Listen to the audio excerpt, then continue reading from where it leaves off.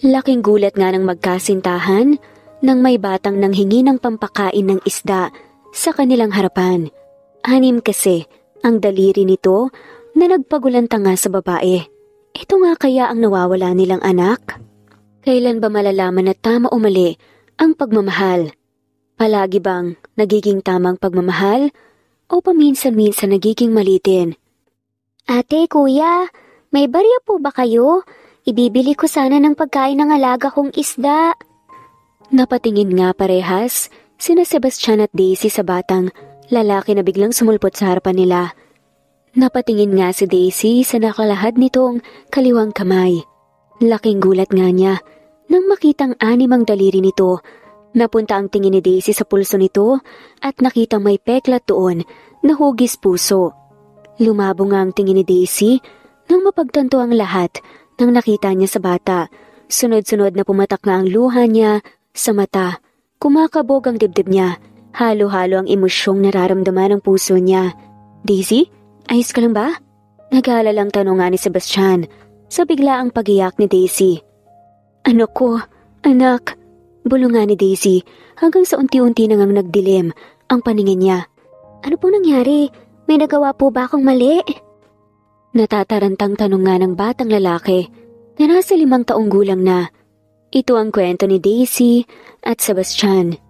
Sa isang tahimik na gabi, habang bumabalot ang buwan, sa kakaibang kalmadong ilaw, matatagpuan nga si Daisy sa kanilang tahanan, nabitbit ang malambot na unan, patungo sa kabilang kwarto kung nasaan ang sawa. Magkahiwalay sila ng kwarto dahil ito ang gusto niya. Parte siguro ito ng pagbubuntis niya at ayaw nga niyang tumabi sa asawa pero nun yun. Pwede ba tayong magtabi matulog, Teo? Tanong nga ni Daisy nang mapasok nga ang kwarto dahil bukas nga ang pinto. Anong ginagawa mo rito? Anong magtatabi? Hindi ba't kagustuhan mo naman na maghiwalay tayo ng kwarto? Marami pa akong ginagawa, Daisy. Huwag kang tumagdag sa sakit ng ulo ko. May galit na sambit nga ni Teo. Nabigla naman si Daisy sa sinabi nito. Hindi ko inaasahan na magiging ganyan ang reaksyon mo, Teo. Saad nga ni Daisy habang naglalakad nga ng maayos. Papalapit kay Teo. Nag-uumapaw ang galit sa makamata ni Teo at sa isang mainit na silong pagtingin. Sumigaw nga siya. Bakit?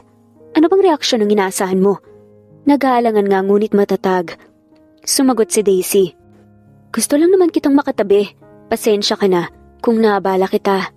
Sa kabila ng init ng ulo, nakita ni Teo ang lungkot sa mga mata ni Daisy. Napagtanto niyang mali rin siya sa pagpapakita ng galit. Patawarin mo ko, Daisy. Hindi dapat ganun ang reaksyon ko. Mahalaga ka sa akin. At ang magiging anak natin. Ginagawa ko naman ang lahat para sa inyo. Ngumiti naman ng mapait si Daisy sa katumango. Naintindihan ko, Teo. Sige, magpatuloy ka na sa ginagawa mo. Nilisan nga ni Daisy nang tahimik ang kwarto kung nasaan nga si Teo. Pagdating niya sa kwarto niya, ay bumuhos ang luha niya sa mga mata. Papa, sinunod ko ang bili niyo.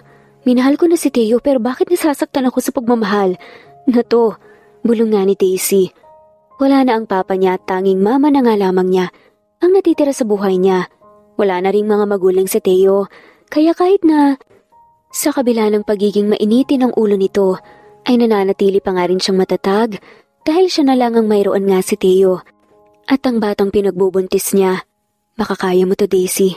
Kakayanin mo ang lahat para sa pinapangarap mong pamilyang buo. Bulong nga ulit ni Daisy.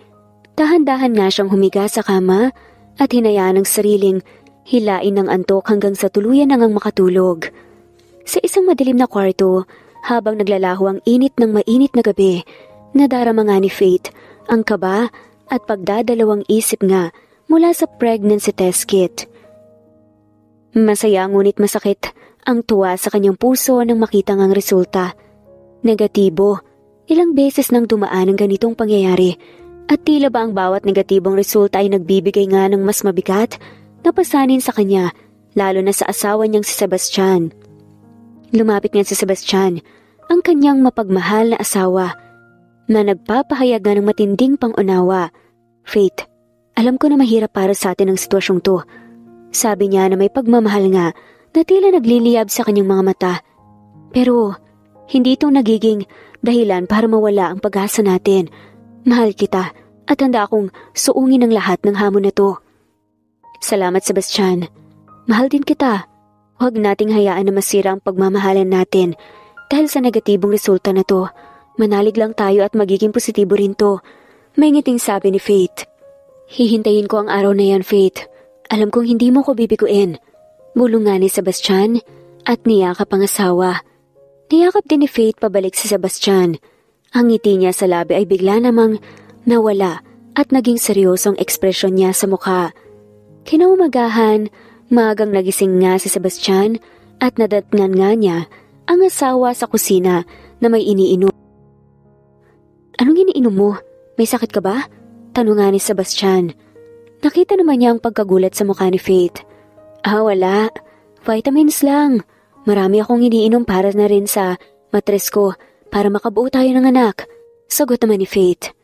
Sumilay nga ang ngiti sa labi ni Sebastian, saka nilapitan nga si Faith at niyakap ito mula sa likuran. Salamat sa lahat ng efforts na ginagawa mo, Faith. Huwag kang mag-alala. Magpapakonsulta ako sa doktor at baka ako talaga may problema. Bulong nga ni Sebastian. Wala kang problema, Sebastian. Saka ka na magpakonsulta. Sasamahan kita. Wag mo na ngayon, okay?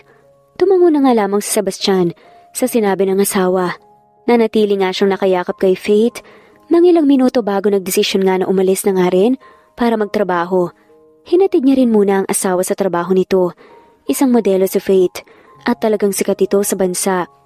Lumipas ang halos 2 buwan. Ang hospital room ay puno ng kaba at pag-aalala habang si Daisy ay nanganganak. Kasama niya ang kanyang asawang si Teo na naghalok ng suporta at pagmamahal sa bawat sandali. Ang doktor at mga nurse ay maingat na nagmamasid, nagbibigay ng comfort at assurance kay Daisy. Nandyan ka pa rin, Teo, di ba?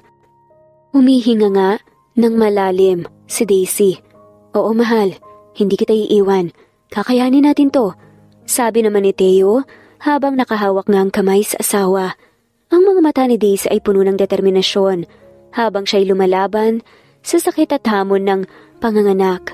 Ang mga kamay ni Teo ay hawak kamay ni Daisy para magbibigay nga ng lakas at sigla sa puso ni Daisy. Sige, push na, mommy. Sabi nga ng nurse na sinunod naman ni Daisy. Umalingaw-ngaw ang sigaw ni Daisy sa buong sulok ng delivery room.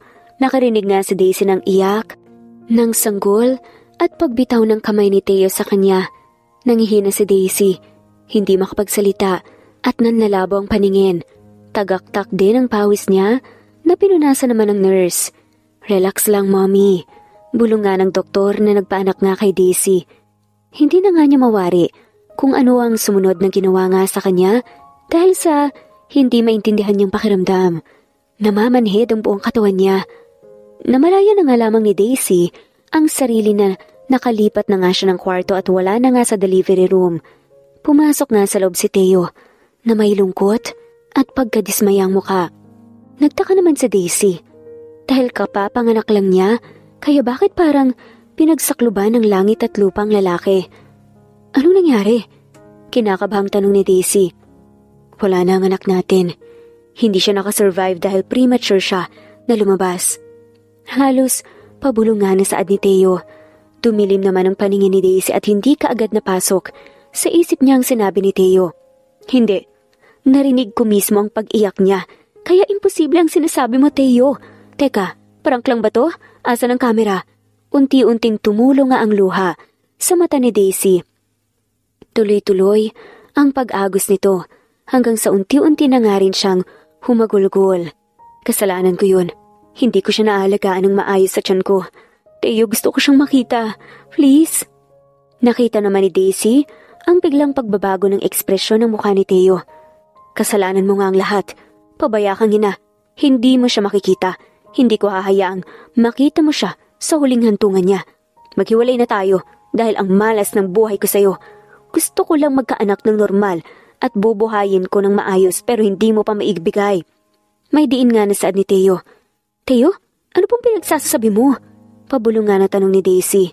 Naguguluhan siya at mas lalong sumisikip ang dibdib niya sa sinasabi ni Teo. Maghiwalay na tayo. Buo na ang desisyon ko. Ipapadala ko na nga lang sa'yo ang pipirmahan mong divorce papers. Seryosong sabi nga ni Theo sa katumalikod at lumabas ng kwarto. Napatulala si Daisy at nagsimula na namang humagulgol dahil sa nangyari. Namalaya na nga lamang niya ang sarili na niyayakap ang ina. Hindi niya napansin ang pagdating at pagpasok nito. Tama na anak, tahan na. May lambing nga na sabi ng ina ni Daisy. Gusto ko lang naman po ng buong pamilya, ma. Iniwan na tayo ni Papa tapos ngayon, naiwan din ako ng asawa ko. Wala na nga ba talagang anak namin? Kasalanan ko ba to lahat? Umiiyak na nasambit ni Daisy. Wala kang kasalanan, anak.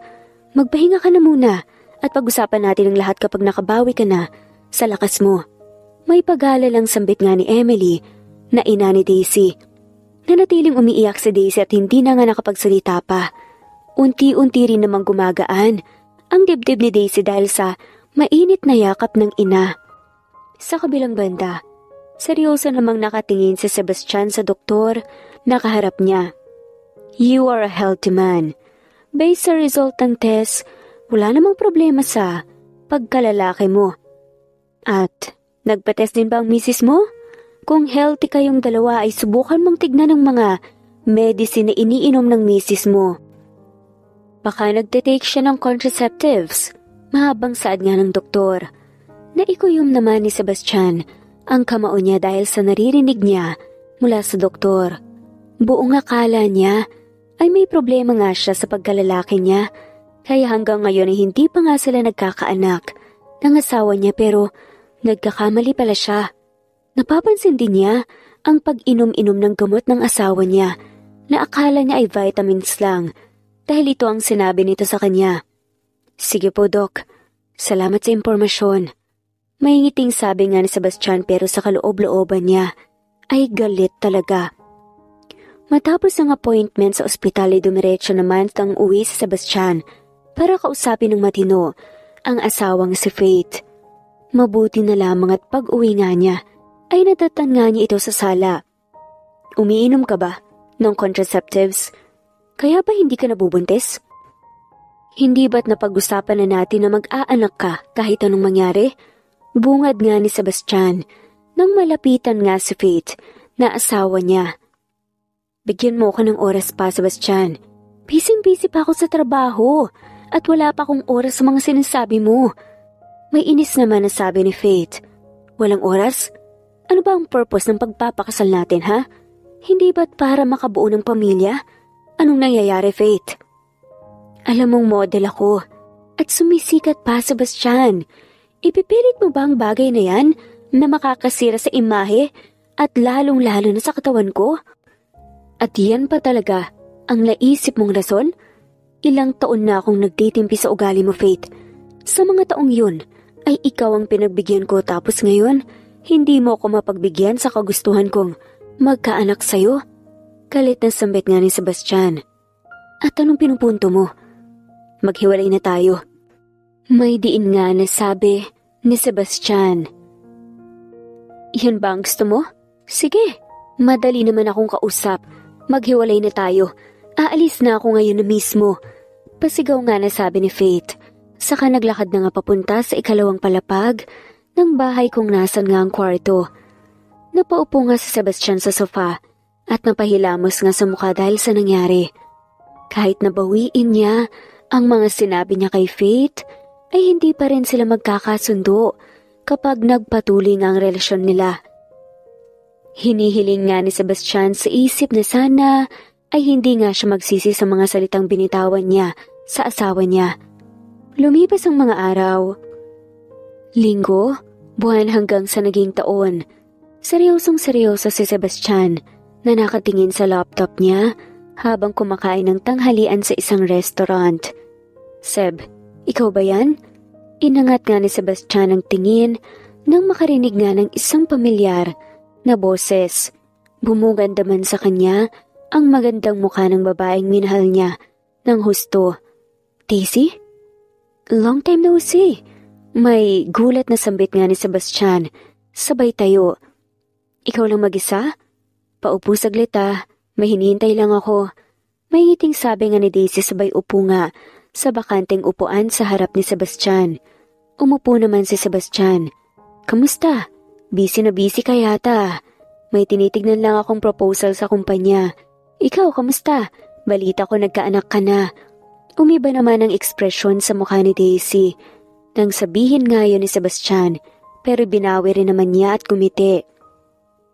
Oo, pero kinuha na rin siya sa akin. Pasensya ka na. Hindi ko alam. Pagpapaumanhin na nga lamang ni Sebastian. Ayos lang. Ilang taon na rin naman ang lumipas eh. Ikaw, kamusta? Hindi ka pa rin ba nakakaanak? May halong biro nga ni Daisy. Hindi nga eh. Matagal na rin akong divorce. Masyadong mahaba kung ikakwento ko pa. Natatawang sabi naman ni Sebastian. Talaga? Pareho pala tayo. Minalas ako sa lalaki. Well, matagal na rin naman yun. Nakamove on na ako. Ikaw ba? Ngumiti naman si Sebastian. Siyempre nakamove on na rin ako. Hello ma'am, ito na pala ang papeles na bigay ng manager. Tumawag na lang daw po kayo kapag may hindi kayo nagustuhan sa nakalagay sa loob. Sabi nga ng isang staff ng restaurant na lumapit nga kay Daisy. Salamat. Pagpapasalamat naman ni Daisy sabay kuha nga sa inabot na papeles ng staff. Yumuko ito at umalis. Masaya akong marinig na happy ka sa buhay mo. Marami pa akong aasikasuhin kaya alis na muna ako Salamat sa pagpapaupo. Bago pa nakaalis si Daisy, ay nahawakan naman ni Sebastian ang kamay niya. May problema ba? Tanong nga ni Daisy. Binitawan naman ni Sebastian ang kamay ni Daisy. Wala. Tanggapin mo lang to. Matatawagan mo ako kapag may kailangan ka. Tinignan nga ni Daisy ang kamay ni Sebastian kung saan may calling card na nakalagay. Ngumiti naman si Daisy at tinanggap yun. Sure. Salamat Seb. Formal na saad nga nito. Umalis na nga rin si Daisy habang nakatanaw naman si Sebastian sa kanya. Palabas ng restaurant. Napaupo si Sebastian at hindi makapaniwala sa nangyari. Halos ilang taon na nga rin mula nung huli nga silang nagkita ni Daisy.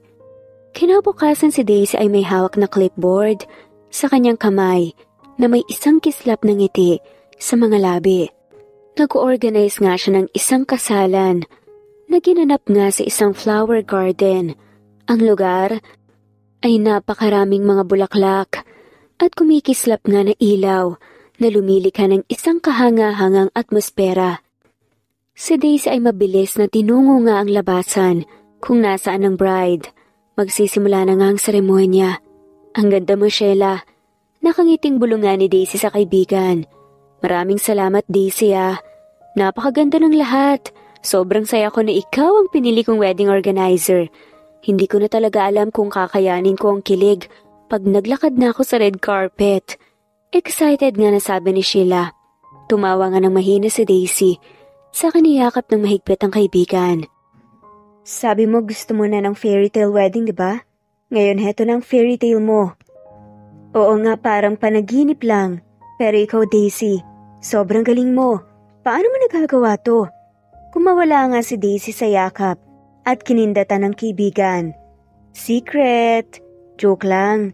Mahirap pero kapag alam mo ang ginagawa mo at love mo ang trabaho mo, magiging maganda ang kahit anong wedding. Deserve na deserve mo rin to. Sa simula ng seremonya, si Daisy ay nagmamasid sa bawat detalye. Tiyak na garantisado na ang mga pangarap ng magkasintahan ay masusing natutupad. Ang bride nga ang naglalakad sa aisle at ang mga mata ng groom ay sumisiklab nga sa purong kasiyahan. Napahawak naman sa dibdib si Daisy. Habang pinagmamasdan ang paglalakad ng bride palapit sa groom, galing na nga siya sa ganoon at napakasaya nga ng pakiramdam. Gusto mo bang maranasan ulit ang bagay na yan? Napalingon nga si Daisy sa tabi niya at nagulat nga siya nang makita ang walang iba kundi si Sebastian. Anong ginagawa mo dito? Tanong nga ni Daisy. Kaibigan ko ang groom. Ikaw ba? Kaibigan ko rin ang bride. At ako ang wedding organizer nila. Sagot naman ni Daisy. Masaya akong makita kang muli, Daisy. Makahulog ang saad nga ni Sebastian. Ibinalik naman ni Daisy ang atensyon sa kasalang nagaganap. Same here, Seb. The ceremony transitions to a lively reception. Daisy bustles around, making sure na ang lahat nga ay masaya sa kanyang inorganize na party.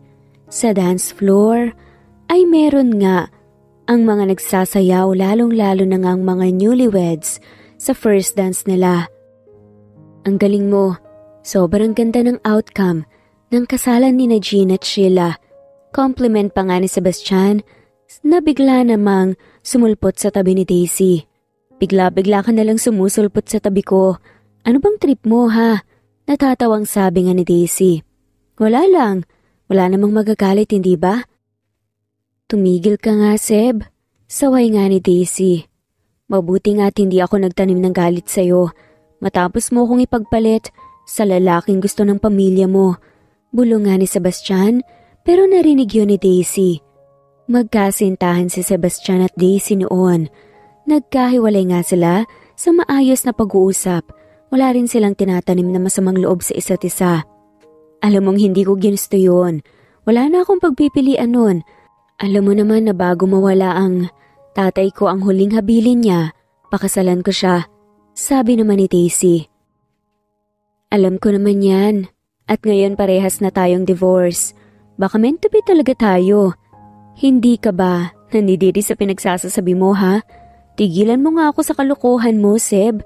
Saad pa nga ni Daisy pero parang nga siyang nakaramdam ng kilig. Ilang taon na rin ang lumipas pero nararamdaman nila sa isa't isa. Bakit hindi natin subukan ulit, Daisy? Wala namang mawawala, hindi ba?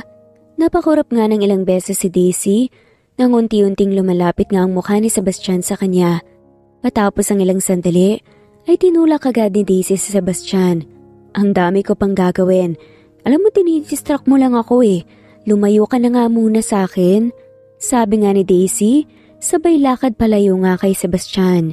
Napahawak nga siya sa dibdib niya dahil sa mabilis nitong pagtibok.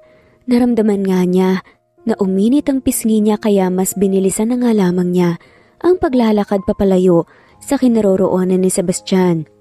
Naging successful din ang wedding event at napakalaki ng pasasalamat ng bride at groom kay Daisy. Masayang-masaya naman si Daisy dahil satisfied nga ang customer na kaibigan niya rin. Ihatid na kita. Yaya nga ni Sebastian kay Daisy. Ayos lang. Magpapahatid na ako sa kasama ko. Magliligpit pa kami. Makakahintay naman ako eh. Huwag ka nang tumanggi. Wala naman akong gagawing masama, don't worry. Saad pa nga ng lalaki. Napaisip naman si Sebastian. Pati na rin si Daisy. Sige na nga, pero kapag hindi ka nakapaghintay, pwede ka nang umalis. Hihintayin kita sa labas. Taas noon namang saad ni Sebastian.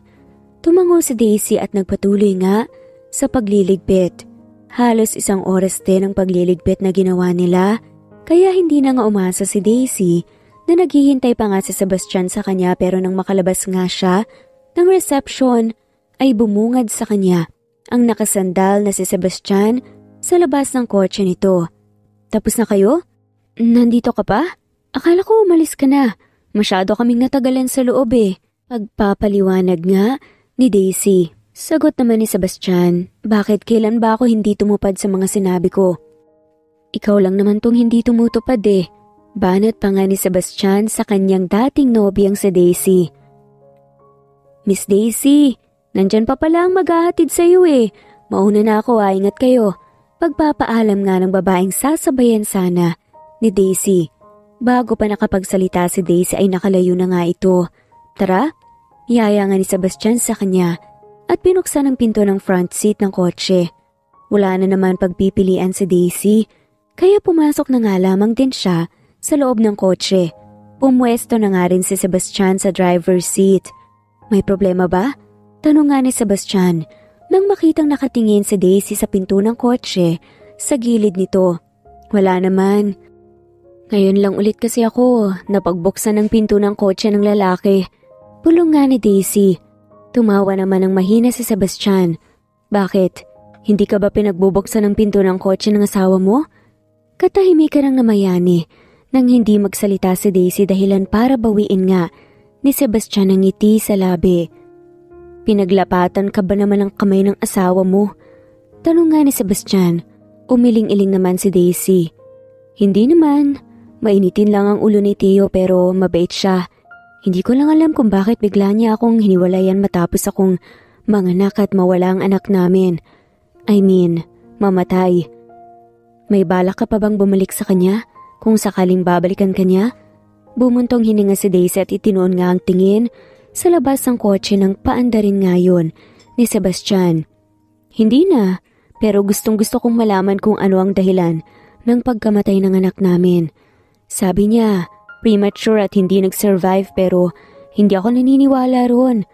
Bakit hindi mo tanungin ang ospital? May karapatan kang malaman ng katotohanan at kapag hindi nila binigay ang buong detalye, ay pwede mo silang kasuhan. Suwestyon naman ni Sebastian. Ayoko ng gulo, Seb. Alam mo yan. Napabuntong hininga si Seb. Hindi ka naman manggugulo, Daisy. Aalamin mo lang ang buong detalye at may karapatan ka rin. Saka kung kailangan mo ng tulong dyan, sabihin mo lang at tutulong ako. Salamat, Seb. Oo nga pala, yung tungkol sa sinabi ko, ayaw mo ba talagang subukan? Nilingon nga naman ni Daisy si Sebastian. Baka akala mo, nagbibiro ako sa sinasabi ko kanina na subukan ulit natin. Sa pagkakataong to, desisyon natin ang sundin natin at hindi ang desisyon ng iba. Dagdag pa nga ni Sebastian. Hindi ko alam, Sebastian.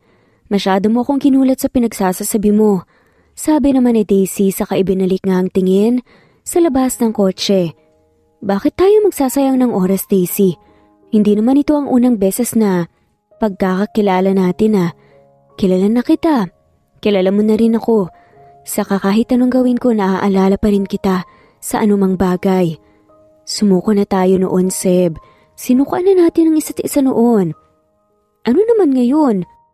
Kung magkakasunto tayong dalawa na sumubok muli ay wala ng silbi ang pagsuko natin noon.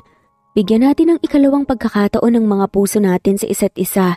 Daisy, wala ka ba talagang kahit na katiting na nararamdaman para sumubok? Hindi nakapagsalita si Daisy. Dahil sa kaloob-looban niya ay gusto rin niya ang mga sinasabi ni Sebastian. Noon ay hinayaan nga niya ang iba na humusga at magdesisyon sa kanya pero ngayon ay gusto nga niyang siya naman ang magdesisyon. Sa tingin mo, tama ba ang sinasabi mo na sumubok? Tanong nga ni Daisy. Paano mo naman malalaman? Paano natin malalaman kung tama ba o mali kung hindi natin susubukan, hindi ba? Kailangan nating mag-take ng risk. Kahit paminsan-minsan lang. Walang kasiguraduhan ng lahat, Daisy. Pero handa akong sumugal ulit. Dahil sigurado ako na may nararamdaman pa ako sa'yo. Tinignan muli ni Daisy si Sebastian at nagtagpo nga ang mga titig nila sa isa't isa. Hindi nagsalita si Daisy pero kitang-kita niya sa mga mata ni Sebastian ang sinseridad nito sa mga sinasabi nito. Pag-iisipan ko, Seb. Pag-iisipan ko. Bulong nga ni Daisy at binalik na nga naman ang tingin sa labas ng bintana. Hindi na nga rin nagsalita pa si Sebastian. Hanggang sa maihatid na nga niya nang safe si Daisy. Sa bahay nga nito, nagpasalamat si Daisy at nagpaalam din sila ng maayos sa isa't isa. Pagpasok nga ni Daisy sa loob ng bahay, ay bumungad naman sa kanya ang mama niya na nakaupo nga sa sala at mukhang hinihintay ang pag-uwi niya. Ma, gabi na. Bakit hindi ka pa natutulog? Hindi mo na po sana ako hinintay pa. Sinabi ko naman na magagabihan ako sa pag-uwi. Sabi nga ni Daisy saka tinignan nga ang relo niya. Mag-aalas 12 na nga ng gabi. Hinintay talaga kita dahil may kailangan kang malaman. At hindi na pwedeng ipagpabukas pa to. Seryosong-seryoso na saad nga ni Emily. Medyo kinabahan naman si Daisy sa tono ng pananalita ng mama niya. Tungkol saan? May problema ba? Nagugulhang tanong nga ni Daisy saka tumabi nga sa mama niya sa sofa. Hinawakan naman ni Emily ang kamay ng anak at may inilagay nga roon. Isang litrato ng sanggol. Ginawa ko lahat para malaman ang nangyari sa apo ko, sa anak mo. Nalaman ko na premature ang sanggol at may diferensya. Nagdesisyon mag-isa si Teo na ipaampo ng bata dahil sa kapansanan na to. Nagdilim nga ang paligid ni Daisy sa narinig niya. Ano po? Imposible, ma. Hindi yan magagawa ni Teo sa sarili naming anak. May ganun po pala kasama? Alam ko, Daisy. Nung una hindi rin ako makapaniwala. Yun din ang akala ko pero nakumpirma ko ang lahat at ang sanggol na nasa litratong yan, ang anak mo. Nakuha ko yan sa ospital kung saan ka nanganak. Kinuna ng litrato ng nurse na naka-assign sa'yo noon. Nakausap ko rin siya at umamin siya na pinalihim nga ni Teo ang lahat. Paliwanag nga ni Emily sa anak. Unti-unti namang tumulo ang luha sa mga mata ni Daisy habang pinagmamasdan ng sanggol sa litrato. Kitang-kita sa litrato ang inosenteng sanggol na may 6 na daliri sa kaliwang kamay at may peklat nga ito na hugis puso sa pulso nito. Napahigbi na nga ng tuluyan si Daisy dahil sa saya. Kung ganun, posibleng buhay siya, ma? Tanong nga ni Daisy sa ina. Tumango naman si Emily at naiiyak na nga rin. Yun ang sigurado ko, anak. Pero hindi ko alam kung saang bahay ampunan siya dinala. Kailangan mong kausapin si Teo. Tumango si Daisy at hindi na nga makapagsalita dahil sa halo-halong emosyon na nararamdaman niya. Nabuhayan ang puso niya na matagal nang sabik sa pagiging ina. Patawad, anak. Patawad kung napilit ka man namin noon na pakasalan si Teo.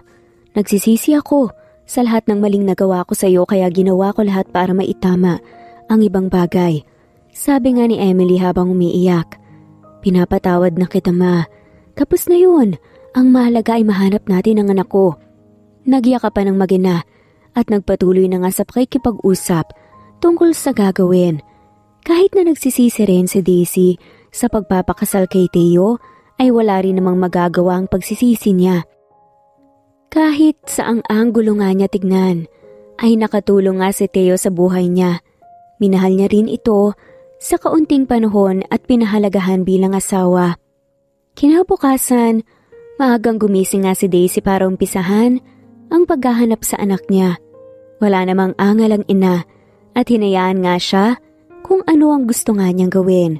Gumaan din ang puso ni Emily na muling makita ang pagkabuhay ng mata ng kanyang anak. Simula noong nanganak nga ito ay hindi na nga nakulayan ang mga mata nito. Ngayon lang ulit bumalik ang sigla sa mga mata ni Daisy. Tulungan mo ko. Seryosong nakatingin si Daisy kay Sebastian na nakaupo sa office chair nito. Bigla siyang pumasok sa kumpanya ni Sebastian at nang malaman nga ito ni Sebastian ay mabilis din nga siyang pinapasok sa loob. Anong klaseng tulong, Daisy? Basta't hindi lang ako papatay ng tao ay walang problema. Basta kaya ko. Of course, tutulungan kita. Seryoso rin na sabi nga ni Sebastian. Nalaman ko, nabuhay ang anak ko. Kailangan ko ng tulong mo para mahanap siya. Lahat gagawin ko, kahit anong kapalit, Seb. Wala na akong ibang malalapitan pa. Talaga? Kahit anong kapalit? Kahit katawan mo? Napalunok naman si Daisy sa tanong ni Sebastian. Pero taas na nga niyang tinitigan si Sebastian sa mga mata nito. Oo, kahit katawan ko pa ang kapalit. Hindi naman ako ganun kadesperado, Daisy. Nagbibiro lang ako. Tutulungan kita. Huwag kang mag-alala. Nabuhaya naman ang puso ni Daisy dahil nga sa sinabi ni Sebastian. Kaya nagpasalamat nga siya dito ng husto. Sinabi rin ni Daisy lahat ng sinabi sa kanya ng mama niya na impormasyon kay Sebastian. Kailan tayo magsisimula? Tanong nga ni Daisy. Ngayon na, puntahan natin ang ex-husband mo para magkaalaman na. Sagot naman ni Sebastian. Pero hindi ko alam kung may mukha ba akong maihaharap sa kanya. May pagdadalawang isip nga na sabi naman ni Daisy. Daisy, dapat siyang mag-isip niyan dahil siya naman ang may kasalanan ng lahat. Wala kang kasalanan, lalo na ang sanggol na inabandona niya. Wala siyang puso. May galit na saad nga ni Sebastian. Nakakuha naman ang lakas ng loob si Daisy dahil sa sinabi ni Sebastian, kaya nagdesisyon na nga rin siya na puntahan ang kinaroroonan ni Teo para makipag-usap dito ng masinsinan. Inihinto nga ni Sebastian ang kotse sa may kaliitang parking lot. Unang lumabas si Daisy at naglakad nga ng tuwid papunta sa kalapit na coffee shop na pagmamay-ari ni Teo. Galing sila sa bahay nito at ang sabi ng kasambahay roon ay nasa coffee shop ang amo niya.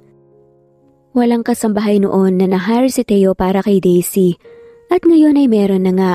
Ang galing naman talaga, sa isip nga ni Daisy. Daisy? Kulat na sambit nga ni Theo nang makitang pumasok nga si Daisy sa loob ng coffee shop. Napatayo pa nga siya mula sa pagkakaupo. Mabilis naman na lumapit si Daisy sa mesa kung nasaan nga si Theo. Tinitigan nga niya ang ilang segundo si Theo bago magsalita. Oh, bakit parang gulat na gulat ka? Long time no see, Theo. Nandito ko para makipag-usap sa'yo ng masinsinan. May diin nga na saad ni Daisy. Gagawin niya ang lahat para sa nawawalang anak. Umiba naman ang ekspresyon sa mukha ni Theo. Anong pag-uusapan? Wala na tayo. Wala na tayong kailangan pag-usapan pa. Sabi nga ni Theo saka bumalik nga sa pagkakaupo at itinuon ang tingin sa mga papeles sa harap niya. Magandang umaga. Nagkita ulit tayo, Theo. Inangat nga ni Theo ang tingin at napatawa nga nang magtagpo nga ang tingin nila ni Sebastian. Ang tawa niya na sarcastic. Sebastian, long time no see. Magkasama kayo? Don't tell me, kayo na naman ulit. Ano naman kung kami nga ulit? At least, nabigyan kami ng pagkakataon na magbalikan. Siguro kami nga talaga ni Daisy ang para sa isa't isa. May pilyong ngiti pa nga na sabi ni Sebastian na tila na nga asar. Nakita naman ni Sebastian ang pagkuyom ng kamao ni Theo. Ang galing naman, Daisy. Siya pa talaga ang pinalit mo sa akin. Luma? Wala bang bago? Sinuka mo na, tapos kakainin mo ulit? Napakunot noo pa nga si Daisy. Mas luma ka pa sa kanya, Theo. Umamin ka, saan mo pinaampon ang anak ko? Galit at diretsahang tanong na nga ni Daisy. Umatras naman ang dila ni Theo sa biglang tanong ni Daisy pero binawi nga niya yon. Nababaliw ka na ba? Matagal nang patay ang anak mo. Hindi ba ilang beses ka nang dumalaw sa puntod niya? Pabalik nga na tanong ni Theo. Confident pa nga ito. Alam kong alam mo ang katotohanan, Theo. Kapag nahanap ko ang anak ko, ipakukulong kita sa ginawa mo. Huwag mo nang subukang pumalag dahil wala ka namang kwentang tao. Sarili mong anak. Nabuhay ay pinatay mo na. Wala kang modo. Galit na sabi nga ni Daisy. Hindi ko kailangan ng malas sa buhay ko, Daisy. At isa pa, sa akin mo ba lahat isisisi? Premature ang sanggol. At sinong may kasalanan nun? Ikaw! Tinuro nga ni Daisy si Theo. Ikaw pa rin ang may kasalanan nun dahil hindi mo ako inalagaan ng maayos. Ilang beses akong umiyak at nagmukmuk na hindi mo alam. Hindi mo ako nasaktan physically pero durog na durog ako sa loob ko, Theo. At stress na stress ako habang buntis ako. Tama na, Daisy. Umalis na tayo rito. Awat nga ni Sebastian. Mabuti na lang at walang customer kaya walang nakakita o nakarinig ng pag-uusap nila. Wag na wag mo akong sisisihin, Daisy. Turog ka na. Bago kita pakasalan. Saad pa nga nito. Isang malutong na suntok ang natanggap nga ni Theo mula sa kamao ni Sebastian. Wag na wag mong pagsasalitaan ng ganyan si Daisy dahil wala kang alam sa mga pinagdaanan niya. Sisiguraduhin kong mahihila ka pa baba, Theo. Minsan mo na rin akong minaliit noon.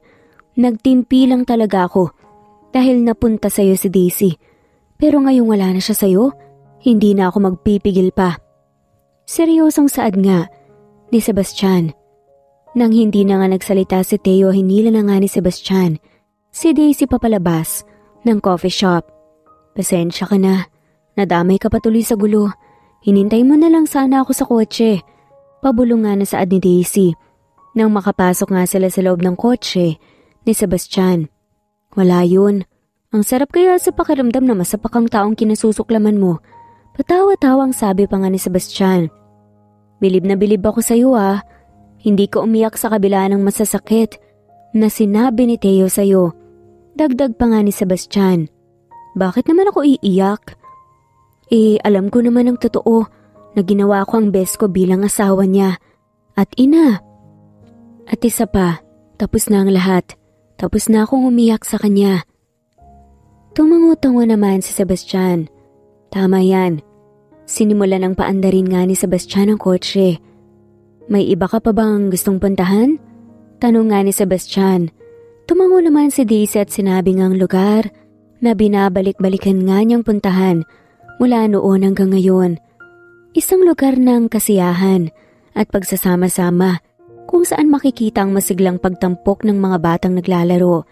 Sa malambot na damuhan, matatanaw nga ang masalimuot na mga larong nagaganap.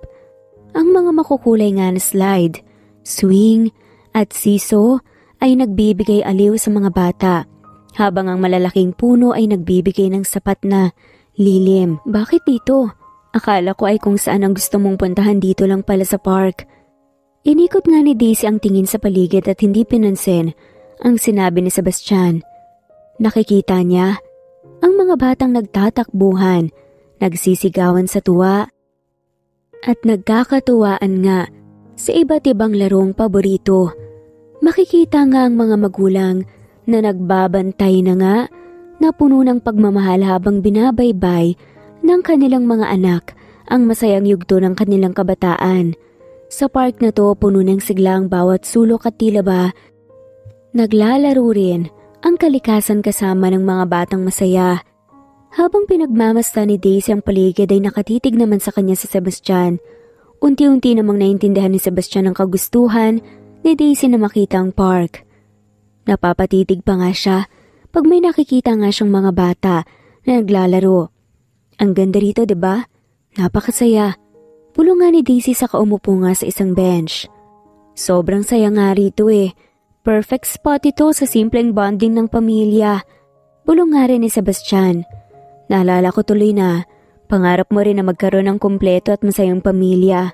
Sabi nga ni Daisy, sabay tingin kay Sebastian na nakatingin din sa kanya. Numiti naman si Sebastian. Tama. Pangarap ko talaga yun. Hanggang ngayon, pinangarap mo rin yun, Daisy. Parehas nga tayo ng pangarap eh. Kaya paano kung tuparin na lang kaya natin ng sabay at magkasama ang pangarap nating dalawa? Tumawa naman si Daisy dahil sa sinabi ni Sebastian, pero namula siya. At itinuon nga ang tingin sa mga bata sa paligid. Nakapag-isip na rin ako, Seb. Bibigyan kita ng ikalawang pagkakataon. Talaga? Magpakasal na tayo. Hindi pa nga ako tapos magsalita. Huwag mo namang putulin. Sorry, masyado yata akong na-excite. Natatawang sabi na nga lamang ni Sebastian. Huwag kang excited. Mag-umpisa muna tayo sa magkasintahan bago ang kasal na sinasabi mo. Hindi mo nga sigurado kung magugustuhan ba kita ng buo eh. Sure na ako niyan. Dahil minsan na nating minahal ang isa't isa ng buo. Napailing-iling naman si Daisy. So tayo na nga? Tanong nga ni Sebastian. Ano nga ba naman ang rason kung papatagalin pa? Nakikita naman ni Daisy na mukhang hindi niya pagsisisihan ang desisyon niya. Isa pa, handa na nga siya. Handa na nga siyang umibig muli at bigyan ng pagkakataon ng sarili na maging masaya. Tumango si Daisy sa tanong ni Sebastian. Yes, pakakasalan mo ba ako kung mahanap natin ang anak mo? Mamahalin ko siya na parang anak ko rin at sisiguraduhin kong aalagaan ko kayong dalawa. Nawala naman ang ngiti sa labi ni Daisy nang banggitin nga ni Sebastian ang tungkol sa anak niya. Oo nga pala. Ang anak niya ang dapat na unahin niya sa lahat ng bagay. Ate, kuya, may barya po ba kayo?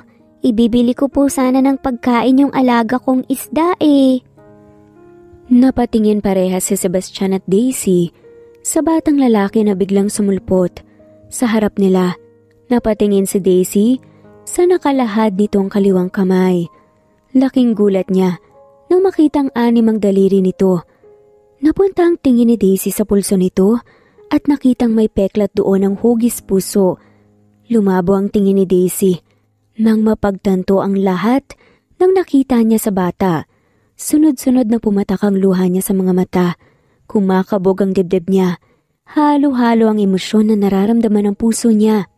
Daisy, ayos ka lang ba? Nag-aalalang tanong nga ni Sebastian sa biglaang pag-iyak ni Daisy. Anak ko! Anak!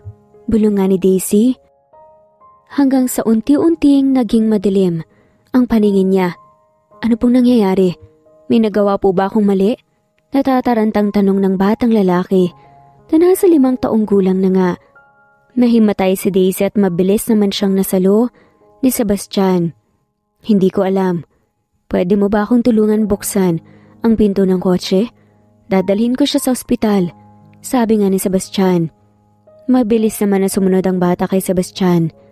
Nagpumilit din ang bata na sumama para masiguro na ayos lang si Daisy. Dahil kinakabahan nga ito na dahil baka sa pagiging malas niya ay nawalan nga ng malay si Daisy. Pagdating nga sa ospital ay sinuri nga rin ng doktor si Daisy. Kamusta po siya? Tanong nga ng batang lalaki.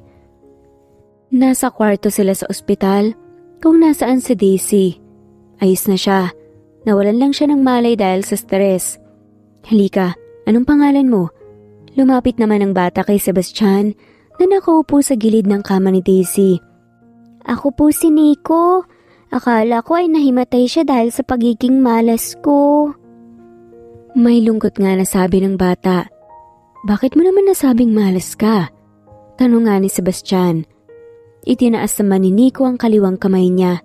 Ngumiti si Sebastian sa kahinawakan ng kamay ni Nico na may 6 na daliri.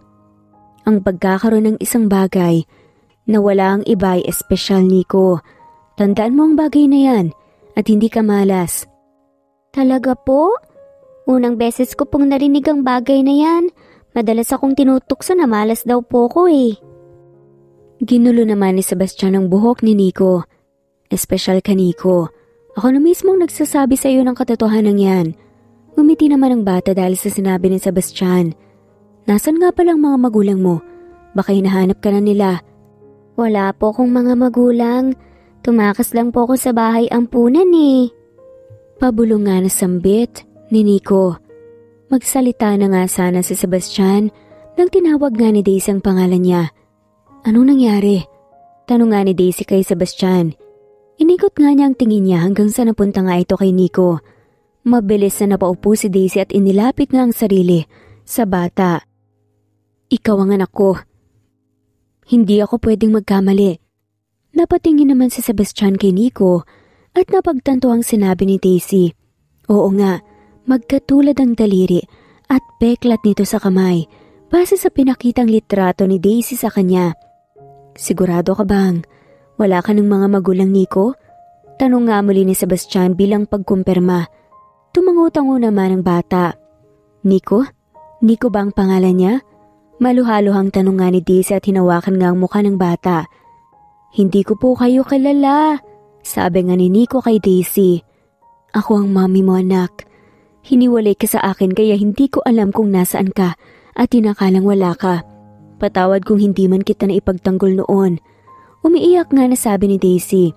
Hinila nga niya si Nico papalapit sa kanya at nagpahila naman ang bata. Mabilis nga na niyakap ni Daisy si Nico at humagulgol. Hindi pa tayo sigurado, Daisy. Sa ngayon kailangan mo munang magpahinga at ako na ang aalam ng katotohanan kung anak mo ba si Nico. Tatawag muna ako ng doktor dito para sa DNA test. Tumangutaw nga naman si Daisy at kumawala nga sa pagkakayakap kay Nico. Dito ka na muna. Ayos lang ba sa'yo kapag nalaman mong ako ang totoo mong mommy? Mapapatawad mo kaya ako sa kapabayaan ko noon? Tumango naman si Nico. Nararamdaman ko po na totoo ang mga sinasabi niyo at hindi kayo masama.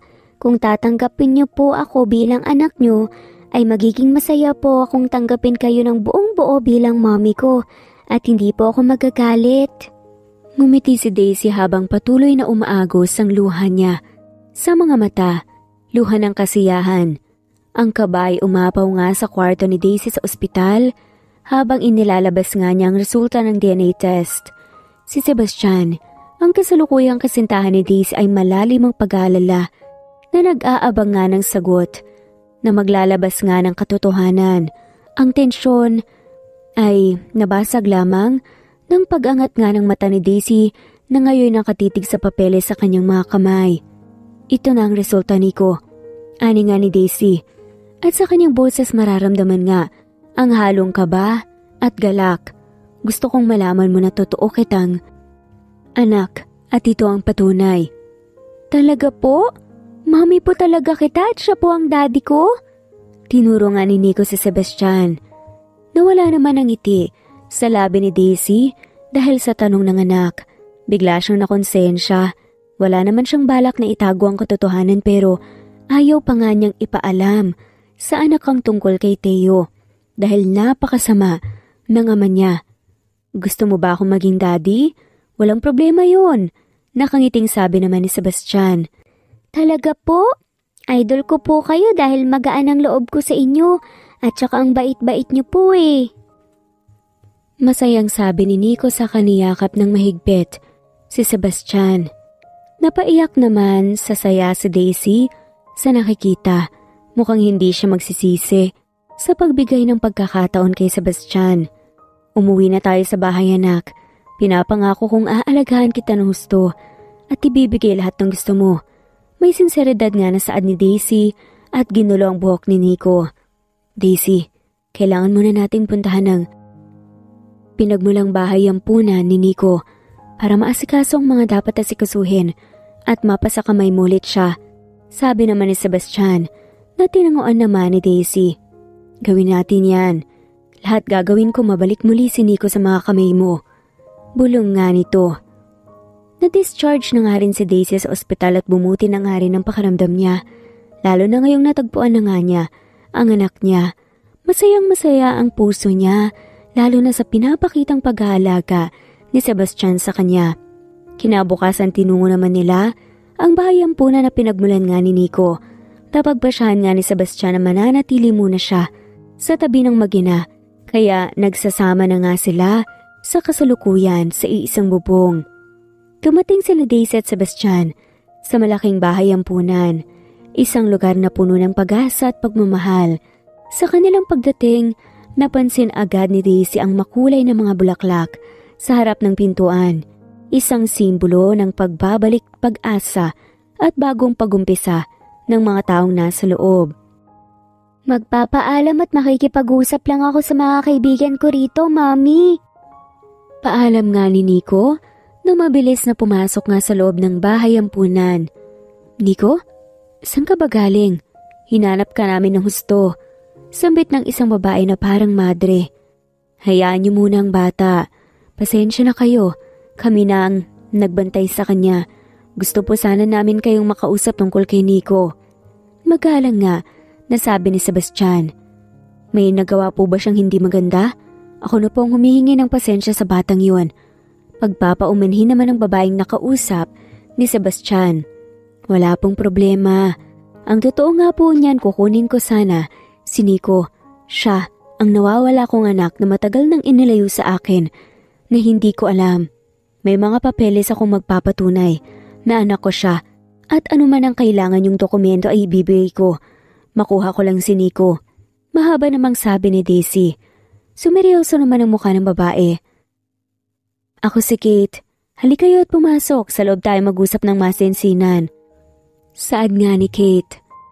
Nang makapasok nga sila sa loob ng hindi kalikihang bahay, nakita ni Daisy ang mga masigla at masayang boses ng mga batang naglalaro sa paligid na nagbigay saya at buhay sa lugar. Masayahang bata si Nico. Marami siyang kaibigan dito at may mga ayaw din sa kanya. Dumating siya rito sa na-premature pero nagawa naman ang paraan ng bahay ampunan ng sitwasyon niya. Sa awa ng Diyos na buhay si Nico. Pagkukwento nga ni Kate, nagpapasalamat ako ng husto sa inyo sa pagtanggap at pag-alaga ninyo sa anak ko. Saad nga ni Daisy, tungkulin niyo ng bahay ampunan na to. Kung sasama sa inyo si Nico at tanggap niyo siya ng buo ay maibibigay ko siya sa inyo pero daraan muna tayo sa legal na proseso. Walang problema. Hindi ako kukontra at susundin ang legal na prosesong sinasabi niyo. Salamat ma'am. Kung sasama ngayon si Nico sa inyo ay hindi ko siya pipigilan. Kailangan ko lang ng pirma niyo kung sakaling may mangyari sa bata. Kayo ang mananagot. Naiintindihan ko. Walang problema yon. Pumirma na nga kaagad si Daisy at pati na nga rin si Sebastian bilang pansamantalang guardian ni Nico. Walang angal nga si Sebastian. Hindi ba awkward sa part mo na maging daddy sa batang hindi mo naman tunay na anak? Tanong pa nga ni Daisy nang makalabas nga sila sa opisina ni Kate. Hinahanap nila si Nico dahil uuwi na nga sila. Of course not, Daisy. Matagal ko rin na hiniling na maging ama na. At ang pagiging ama ay hindi lang nasusukat sa pagiging magkadugo. Isa pa, hindi magiging awkward sa akin si Nico dahil anak mo siyang buo. Mahal ko siya gaya ng pagmamahal ko sa'yo. Sumilay nga ngiti sa labi ni Daisy sa magagandang sinabi ni Sebastian. Sa isang maliit na kwarto na tagpuan nga nila, si Nico na masayang naglalaro ng board game kasama ang ilang mga kaibigan. Nakatanim nga sa pader ang ilang mga larawan na nagpapakita ng mga masasayang alaala mula sa mga nakaraang taon. Nang makita nga ni Daisy si Nico, hindi na nga niya napigilan ang kanyang nararamdaman. Lumapit siya nang dahan-dahan kay Nico at niyakap nga ito ng mahigpit. Sa mga mata ni Daisy, makikita ang kakaibang kasiyahan at lungkot. Kasiyahan sa muli nilang pagtatagpo ng anak niya at lungkot sa mga taon na inilagi niyang hindi kasama ito. Kahit na dito ka lumaki, ay makikita sa mga larawan ng ngiti sa mga labi mo, Nico. Sambit nga ni Sebastian habang nakatingin sa mga larawan na nakadikit sa pader. Ito po ang pamilyang nag-alaga sa akin, Daddy. Sabi nga ni Nico na puno ng ngiti. Sila ang nagturo sa akin ng tunay na kahulugan ng pamilya. Napangiti na nga lamang si Daisy at Sebastian. Magpaalam ka na sa kanila, anak. Bisitahin mo sila kung kailan mo gusto. Ngayon, bubuo naman tayo ng sariling mga alaala natin bilang pamilya. Pero hindi kita puputulan ng koneksyon sa kanila. May lambing nga na sabi ni Daisy. Tumango si Nico at tumalikod. Tinungo niya isa-isa ang mga kaibigan sa bahay ampunan para magpaalam. May naiiyak at ayaw pakawalan si Nico. Pinagmasdan lang ni Daisy at Sebastian si Nico na may ngiti sa mga labi. Sabay rin silang tatlo na masaya at may ginhawa sa puso na umaalis nga sa bahay ampunan. Pag-uwi nga sa bahay ni Daisy, ay bumungad nga sa kanilang mabangong amoy ng ulam na niluluto nga ni Emily. Lola, nakauwi na kami! Sigaw nga ni Nico sabay takbo papasok sa kusina kung nasaan nga si Emily. Daisy, babalik muna ako sa kumpanya dahil tinawagan ako ng assistant ko. May problema na kailangan kong solusyonan. Ayos lang ba? Tanong nga ni Sebastian. Bakit naman hindi? Sige na, walang problema, Seb. Hihintayin ka pa ba namin sa dinner? Umiling-iling si Sebastian. No need. Baka gabihin ako. Dito pa rin ako uuwi mamaya. Baka hindi mo ako pagbuksan. Natawa naman si Daisy sa sinabi ni Sebastian. Paanong hindi? Parte ka na ng pamilyang to. May ngiting sabi nga ni Daisy. Salamat, Daisy. Mahal kita. Pulong pa nga ni Sebastian sa kahinalikan si Daisy sa labi nito. Hindi naman pumalag si Daisy at ngumiti pagkatapos ng matamis na halik mula kay Sebastian. Mag-iingat ka, Seb. Paalala nga ni Daisy nang tuluyan na nga itong umalis. Tinungo na nga ni Daisy ang kusina at nadatna ng ina at anak na masayang nagkukwentuhan. Nasaan si Sebastian? Tanong nga ni Emily. Napangiti naman si Daisy dahil tanggap na nga ng ina niya si Sebastian. Wala ring sama ng loob si Sebastian sa mama niya kaya komportable na nga ang mga ito sa isa't isa. Wala na ring mga magulang si Sebastian. At kahit nagaling ito sa mahirap, ay nakaahon ito noong tumungtong sa 30 at nagkaroon ng sariling kumpanya. May inasikaso lang sa kumpanya niya. Sagot naman ni Daisy sa tanong ng kanyang ina. So ano nang balak niyo? Magpapakasal ba kayo ulit? Tanong nga ni Emily. Hindi ko pa po alam, ma. Pag-uusapan pa namin yan. Ang mahalaga ngayon, masimulan ko na ang pagbuo ng mga magagandang alaala kasama ang anak ko. Sabi nga naman ni Daisy, sabay kurot sa pisngi ni Nico na may ngiti sa mga labi. Mommy, gusto kong sumakay ng carousel. Excited na sabi nga ni Nico. Carousel? Sige, bukas kapag hindi busy ang daddy mo, maghahanap tayo ng carousel. Talaga po? Hindi na ako makapaghintay. Ngumiti naman si Daisy habang pinagmamasta ng anak na may ngiti sa labi. Nagpapasalamat siya ng husto dahil sa kabila ng mga nangyari, ay hindi nga niya nakikitang may galit ang anak sa kanya dahil sa pagkawalay nito. Napakabuti ng puso ni Nico kahit bata pa nga ito ay marunong na nga itong umintindi at napakalawak nga ng isip nito sa mga bagay na maraming solusyon at posibilidad. Kumain na nga rin sila ng tanghalian matapos magluto si Emily. Nakipaglaro naman si Daisy sa anak buong hapon. Hindi naman busy si Daisy dahil wala pa nga siyang natatanggap na booking bilang wedding organizer. Mas mabuti na rin yun dahil mapagtutuunan na nga niya ng mahabang oras ang anak. Sa isang mainit at masayang gabi, naroon nga si Daisy at nagluluto nga ng masaya ng paboritong ulam ni Nico. Kasama nga si Nico. Nagbabalik sa kanyang pangarap na magkaroon ng ganitong sandali ng pag-aalaga at pagsubuan nga ng mag-ina. Ayan na anak, paborito mong adobo, sabi nga ni Daisy habang naglalatag nga ng mga plato sa harap ni Nico. Wow, salamat mommy, ang bango! Pulalas nga ni Nico. Ang kanyang mga mata ay kumikislap nga sa saya. Sa may pinto ng kusina masayang nanunood nga ang mama ni Daisy na si Emily. Ang paglaki ni Nico ang nang maayos ay tila isang regalong dala ng may kapal. Masiglang-masigla nga ang ina ni Daisy na pagmasdan nga ang kanyang apo na masayang kinakain nga ang handang pagkain ni Daisy. Salamat sa masarap na hapunan, mommy, sabi nga ni Nico. Ang ngiti niya ay tila nagliliyab nga sa halakhak. Talagang pinagbuti ko ang lasa para sa iyo, anak. Sagot nga ni Daisy. Masayang-masaya ako na kasama kita ngayon at kumakain tayo ng magkasama. Ang mama ni Daisy ay lumapit nga sa kanilang mesa at may isang ngiti na puno ng pagmamahal. Nakakatuwa talaga kayong dalawa. Nakikita ko ang saya at pagmamahalan sa mga mata nyo. Nandyan ka pala, ma. Upo kayo. Kumain na rin kayo. Hindi na magpapahintay si Sebastian dahil baka gabihin daw siya. Ang saya nyo na kayong dalawa lang, paano pa kaya kapag kumpleto na nga tayong lahat? Saad pa nga ni Emily. Siyempre naman, ma. Malaki rin ang pasasalamat ko sa iyo. Alam kong hindi madali maging ina, pero ginawa mo ang lahat ng makakaya mo. Sapat na ang lahat ng yun sa akin. Makahulog ang saad nga ni Daisy. Tama na nga ang drama. Ibang topic naman. Natatawang sabi nga ni Emily. Nagsimula silang magkwentuhan habang kumakain. At ang kwentuhan ay naging mas masigla dahil sa tila walang katapusang tawanan at ligaya. Sa pangarap ni Daisy na muling magkasama ang kanilang pamilya na tupad ang pangarap na yun sa simpleng hapunan ng adobo at ngiti ni Nico. Lumalalim ang gabi at napatulog na nga rin ni Daisy si Nico sa sarili nitong kwarto. Natulog na nga rin si Emily dahil maaga itong mamalengke bukas. Si Daisy ay nakatambay nga naman sa gilid ng bahay kung saan may swimming pool.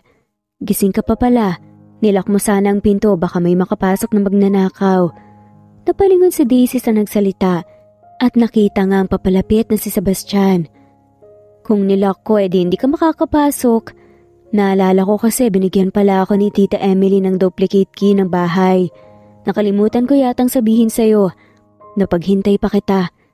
Ayos lang, hindi pa naman ako inaantok eh. Sagot nga ni Daisy. Nakita naman ni Daisy na naghubad ng puting polo si Sebastian at lumusong sa swimming pool. Kitang-kitang maskulado nitong pangangatawan. Ano kaya ang magiging reaksyon ni Theo kapag nalaman niyang nahanap ko na ang anak namin? Tanong bigla ni Daisy. Wala. Wala naman siyang pakailam sa anak niyo, hindi ba?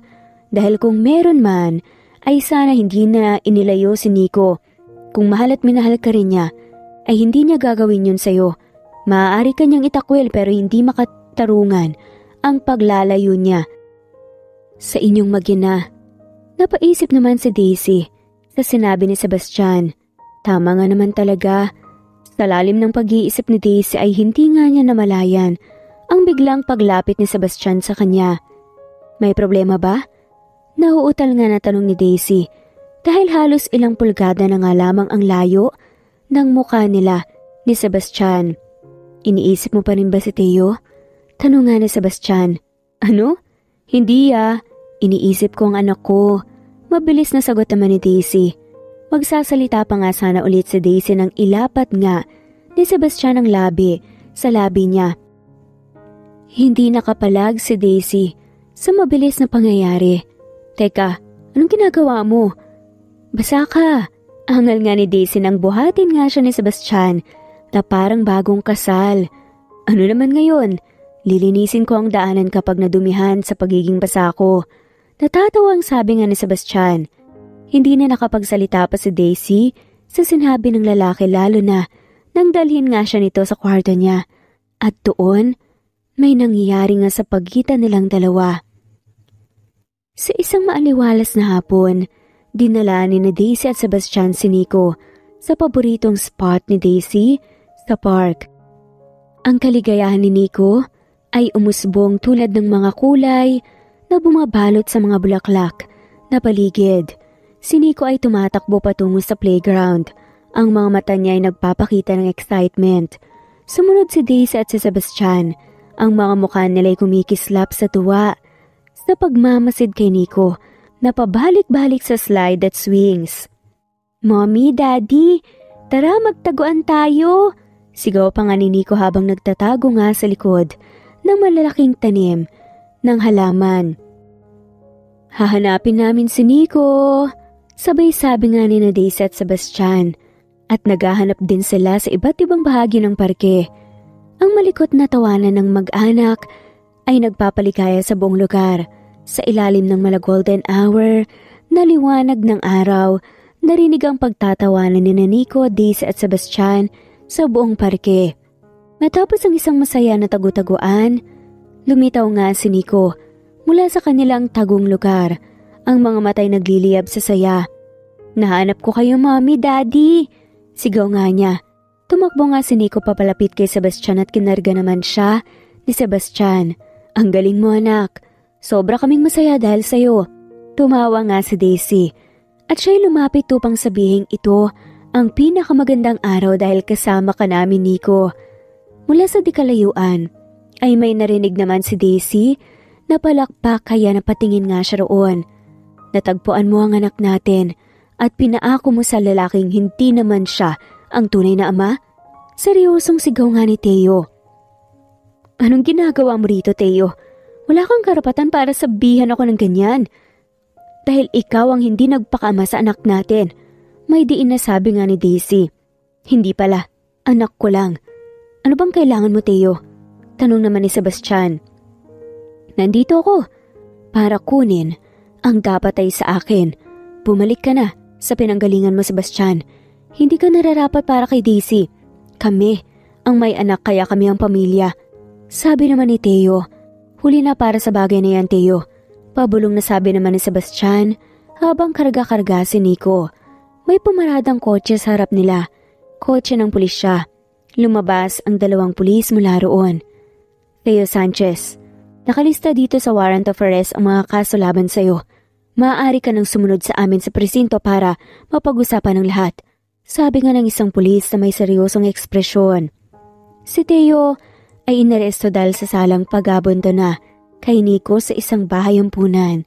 Nalabag sa batas at walang pahintulot mula sa ina ni Nico. Anong ibig sabihin nito? Hindi ko naman ginustong ipamigay si Nico. Nabigla lang ako noon. Sinustentuhan ko naman siya mula noon. Depensa nga ni Teo. Napuno ng pangamba sa kanyang mga mata. Mas lalong umusbong ang galit sa puso ni Daisy sa narinig niya. Hindi mo maaaring gawin to nang walang pahintulot ko. Anak ko si Nico at ikaw. Ibinigay mo siya nang hindi man lamang ako kinausap. Isa pa, alam mo talaga kung nasaan siya. At hindi mo man lang ako sinabihan. Wala kang puso. Sigaw nga ni Daisy. Ang kanyang boses ay puno ng hinanakit. Tao lang ako, Daisy. Nagdilim lang ang paningin ko noon. Depensa naman ni Teo ngunit ang kanyang paliwanag ay parang kidlat na walang bisa sa galit ni Daisy.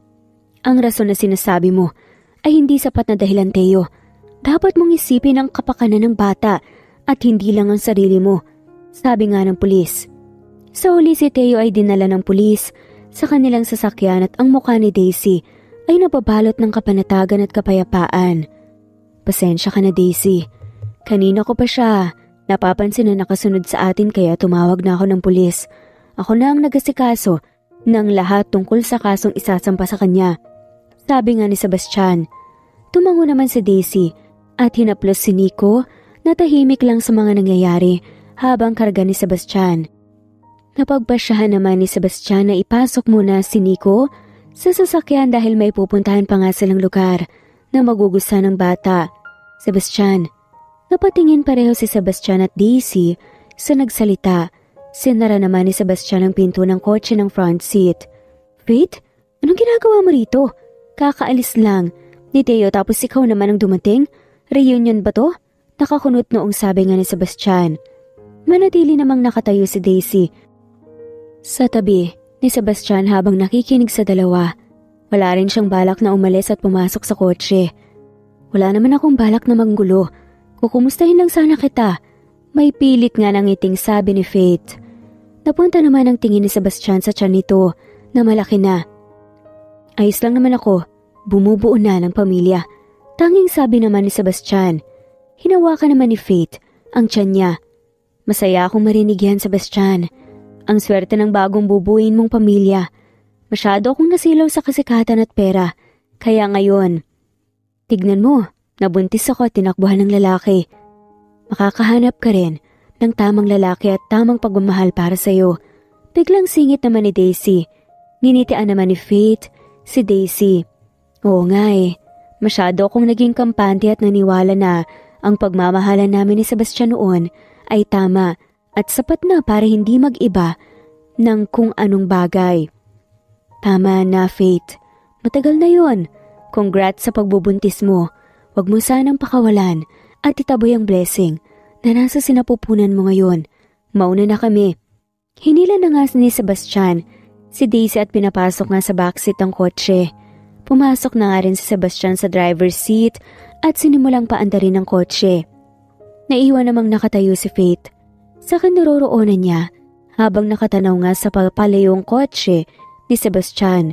Tumutulo ang luha niya sa mata pero may ngiti naman ang mga labi niya. Masaya siya kay Sebastian pero hindi pa rin maalis sa puso niya na nasasaktan siya.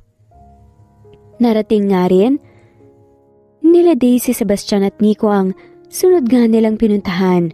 Nag-usap nga sina Daisy at Sebastian, nakalimutan na nga ang nangyari kanina at mag-enjoy na nga lamang sa pamamasyal sa amusement park kasama ang anak nilang si Nico. Sa pagpasok sa amusement park, nakatanggap sila ng mainit na pagtanggap mula sa makulay na mga tindahan at mabango na amoy ng cotton candy. Nang makita ni Nico ang malaking carousel na may mga magarang alitap-tap, hindi mapigilan ang kanyang excitement. Tara na, Nico, subukan natin ang carousel, sabi nga ni Sebastian, ang kanyang mga matay nagliliyab sa paghalala. Si Nico ay sumigaw ng yehey at nagbandaling pumasok nga sa pila. Sinundan nga sila ni Daisy na may ngiti sa kanyang mukha habang inaantabayang magsimula ang mahiwagang pag-ikot ng carousel. Habang nasa loob na nga ng malaking silindro ng musika at ilaw, napabilib si Nico sa mga nakaayos na hayop na nagsisilbing upuan. Pumili ka, anak, sabi nga ni Sebastian na nagtuturo sa malilinis na upuan ng carousel. Gusto ko ng zebra, sigaw nga ni Nico sabay hila nga sa pintuan ng zebrang gawa sa matibay na istruktura at masayang umupo sa likod ng magarang zebra ang kanyang pinapili. Ang carousel ay unti-unting umikot at ang musika nito ay kumakalma sa mga puso ng bawat sakay. Habang mas naglalakbay paakyat ang carousel, mas bumabalot ang ngiti sa mukha ni Nico. Ito na ang pinakamagandang araw ng buhay ko, Mommy. Daddy. Anya, ang kanyang mga kamay ay nakatapik nga sa balikat ni Daisy at Sebastian, nakatabi lang ni Nico sa magkabilang side. Nagpalitan ng masiglang ngiti ang magkasintahan ng sa wakas ay naranasan na ng kanilang anak ang kasiyahan ng simpleng pagmamasyal sa isang carousel, ang musika, ang mga ilaw at ang mainit na pag-ibig na nasa puso ng pamilyang binubuo ay nagdulot ng isang masigla at kakaibang karanasan na hindi malilimutan ni Nico, Daisy at Sebastian. Lumipas ang mga araw, linggo at buwan. Sa isang silong ng golden sunset, ang pagdiriwang ng bagong kasal na Sebastian at Daisy ay nagsimula. Ang kanilang mga mata ay umapaw sa saya at ang halakhak ng mga bisita ay nagbigay ng musika sa naiibang pag-uumpisa ng kanilang bagong buhay. Kasama si Nico, ang masiglang 5 taong gulang nilang anak, ang pundasyon ng kanilang masayang pamilya. Kami ngayon ay nagtitipon dito sa harap ng Diyos at ng ating mga saksi upang pagsasanibin ang pag-ibig at ang dalawang pusong ito nila Sebastian at Daisy. Panimula nga ng pare, Daisy, mula sa araw na to at sa susunod pang mga araw, ako ay iyong magiging kasangga sa kaharian at hirap, sa sakit at kalusugan sa yaman o kahirapan. Pangako kong mamahalin ka at pahahalagahan sa lahat ng oras. Sebastian, ipinapangako ko sa iyo ang aking buhay, ang aking puso at ang aking pagmamahal. Sa tuwing tayo ay magkasama o magkalayo, pangako na ikaw ang laging uunahin at yayakapin ko ang lahat ng aspeto ng iyong pagkatao. Isinusumpa ninyo na mamahalin at pakatatandaan ang isa't isa sa lahat ng araw ng inyong buhay. Naway palakihin ng Diyos ang pag-ibig na to at gawing matibay at mapayapa ang inyong pagsasama. Daisy, tanggapin mo ang singsing na to bilang simbolo ng aking walang hanggang pagmamahal at pangako sa iyo. Sebastian, ito ang aking singsing bilang tanda ng aking pagmamahal at pangako na hanggang sa pagtanda ikaw lamang ang aking mamahalin. At ngayon sa harap ng Diyos at ng mga narito, ipinapakita ko sa inyo ang inyong pagtutulungan. Bilang mag-asawa, maaari mo nang halikan ang iyong bride. Ang pag-iisang dibdib na to ay itinatag sa harap ng Diyos at ng ating mga saksi. Huwag kalimutan na ipagdasal ang inyong pagsasama at ang pagtutulungan ninyo sa bawat yugto ng inyong buhay. Matapos ang makulay na seremonya, ang mga bagong kasal ay nagtungo sa isang masiglang lugar para sa kanilang wedding reception. Ang masayang musika ng banda ay nagpapakita ng ritmo ng pag-ibig at pag-asa. Ang hapagkainan ay puno ng masasarap na pagkain at ang mga bisita ay naglalakbay sa halakhak at ngiti habang nagbibigayan nga ng mensahe ng pagmamahal para sa bagong kasal. Sa gitna ng kasiyahan, nagkaroon nga ng isang mahalagang bahagi, ang pagtatagumpay na pagkakaroon nga ni Sebastian at Daisy ng legal na karapatan kay Nico bilang kanilang anak. Ang mga legal na papeles ay isa ng sagisag ng pagsasama at pagmamahalan na nagbibigay daan para sa isang mas masiglang pagsisimula. Congrats, Daisy! Sobrang saya ko para sa iyo. Padaling sabi pa nga ni Sheila na kaibigan ni Daisy. Congrats sa inyo. Sana maging matatag ang pagsasama nyo. Pati naman ni Jean sa bagong kasal. Nagpasalamat naman si Daisy at Sebastian sa dalawang magkaibigan. Sa bahagi ng dance floor, inanyayahan nga ni Sebastian si Daisy sa kanilang unang sayaw. Bilang mag-asawa, sa wakas, sa hinabahaba ng prosesyon sa simbahan din nga ang tuloy. Habang naiiba ang indak ng kanilang mga paa, sa mga mata ng isa't isa ay makikitang damdamin ng pagmamahal at pangakong magiging matibay ang kanilang pagsasama. Mahal na mahal ko kayong dalawa at wala na akong ibang hihilingin pa kung di ang makasama kayo hanggang sa dulo. May ngiting sabi nga ni Daisy, pinalapit din niya ang ina at nagyakapan nga silang apat sa gitna ng dance floor. Mabuhay ang bagong kasal!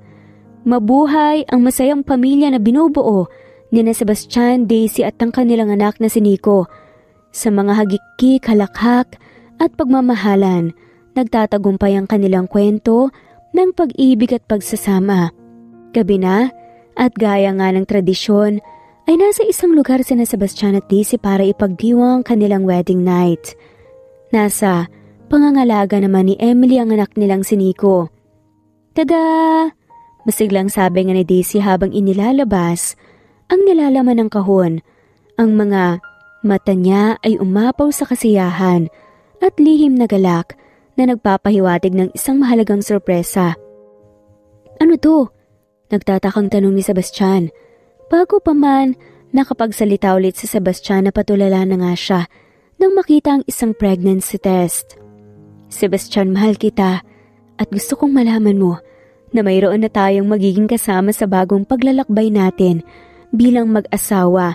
Magkakaroon na rin ng kapatid si Nico. Na-excite nga na simbit ni Daisy. Positive, bulong ni Sebastian. Ang kanyang tinig ay puno ng hindi malamang damdamin. Isang halo ng pag-ibig, kaba at pagsilang ng bagong pagkasabik sa buhay. Lumapit si Daisy at niyakap si Sebastian ng mahigpit. Oo, positive. Magiging daddy ka na ulit sa ikalawang pagkakataon. Bulong nga ni Daisy. Matapos ang ilang sandali, ay napahiwalay na nga si Daisy mula sa pagkakayakap kay Sebastian. At tinignan nito. Umiiyak sa Sebastian sa saya. Salamat sa pinakamagandang regalo, Daisy. Mahal na mahal kita at ngayon masaya akong malalaman na magiging magulang na ulit tayo. Umiiyak pa nga na saad ni Sebastian. Halo-halo ring nararamdaman na emosyon ni Daisy. Pero mas nanaig naman ang tuwa sa kanyang puso dahil sa pagkasinseridad na reaksyon ni Sebastian. Deserve mo. Deserve nating lahat ang mayroon tayo ngayon, Seb. Napakaswerte natin sa isa't isa dahil sa ikalawang pagkakataon na bigyan tayo ng pagkakataon na mahalin muli ang isa't isa. Bulong nga ni Daisy. Sa pag-usbong ng bagong yugto ng kanilang pag-ibig, nagsimula ang paglalakbay ng mag-asawang Sebastian at Daisy na minsan nang pinaghiwalay pero muling pinagbuklod ng tadhana na ngayon ay may bitbit ng masaganang pangarap para sa kanilang sariling munting pamilya. Kailan ba malalaman na tama o mali ang pagmamahal? Palagi bang nagiging tama ang pagmamahal o paminsan-minsan ay nagiging mali din ito? Ating tandaan na ang pagmamahal ay kagaya ng buhay na puno ng kahulugan at karanasan. Hindi ito palaging maituturing na tama o mali sapagkat ito ay nakaugat sa kahit anong kahulugan at sitwasyon. Paminsan-minsan ang pagmamahal ay nangangailangan ng pag-unawa, pagtanggap at pagpapasya. Hindi ito laging perpekto at may mga pagkakataong nagiging mali ito sa mga mata ng iba. Subalit ang pag-unlad at pagkatuto mula sa mga pagkakamali ay bahagi ng proseso ng pagmamahal. At dito na nga po nagtatapos ang kwentong pagmamahalan nina Daisy at Sebastian. Maraming salamat po sa lahat ng mga walang sawang sumusubaybay at shout out po sa mga sumusunod. Nesbeth Hanaban, Neva Fajardo, Presbyteros Rose, Rex Roy, Gloria Sanchez, Gloria Escobar, Ruth, Vanessa, Juvelin Romero, Chisa Dehino, Relinda Chong, at shoutout na rin po sa lahat ng maulang sawang sumusubaybay. Maraming salamat po at muli. Ito ang Cat Amazing Stories PH. Thanks for listening and God bless everyone.